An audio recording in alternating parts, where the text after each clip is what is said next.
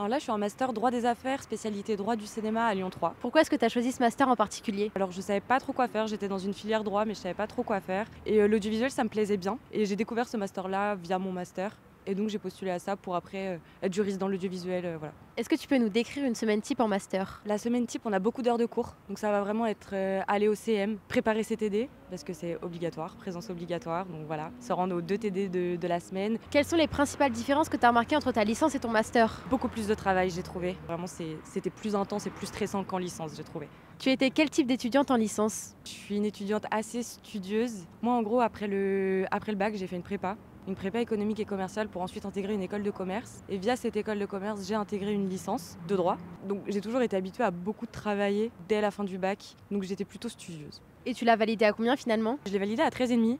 Quelles sont les matières ou les domaines spécifiques que tu as approfondis dans ton master par rapport à la licence? C'est vraiment tout ce qui va toucher au droit des sociétés. En licence, on en avait pas mal, droit commercial, droit des sociétés. Et en master, comme je suis en droit des affaires en M1, vraiment, on approfondit tout cet aspect-là. Après, il y a tout ce qui est droit des obligations. Ça, c'est un passage obligé et ça nous sert beaucoup pour le master parce qu'il n'y a pas une matière où on ne reparle pas de régime des obligations, quoi. Comment tu t'es préparée à la sélection pour ce master? À la base, j'ai contacté des gens qui étaient dans des masters qui se ressemblaient. Il y en a un par exemple à Assas qui ressemble, donc j'ai contacté une élève pour en discuter, pour savoir si c'était vraiment ça que je voulais faire. Après, j'ai regardé aussi les autres masters qui pouvaient me convenir. Moi, je suis en droit du cinéma, mais j'avais mis d'autres masters pays, etc.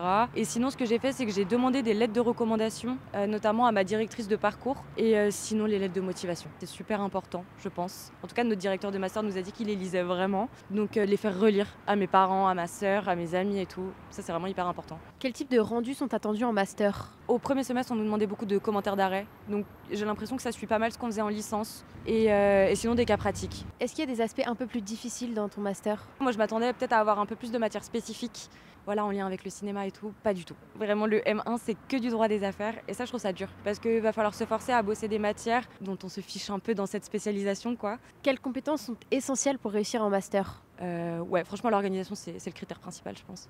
Est-ce que tu as une idée précise de ce que tu veux faire après ton master? Précise, oui et non. Cette année, je vais passer le concours du CRFPA pour être avocate. Donc, dans l'idéal, j'aimerais bien être avocate dans l'audiovisuel. Et donc, ça dépendra surtout de ça, de ce que je vais faire plus tard. Et sinon, non, juriste dans une boîte de production, j'aimerais bien. Comment vois-tu l'avenir des diplômés de ton master sur le marché du travail? Les débouchés sont un peu compliqués dans l'audiovisuel.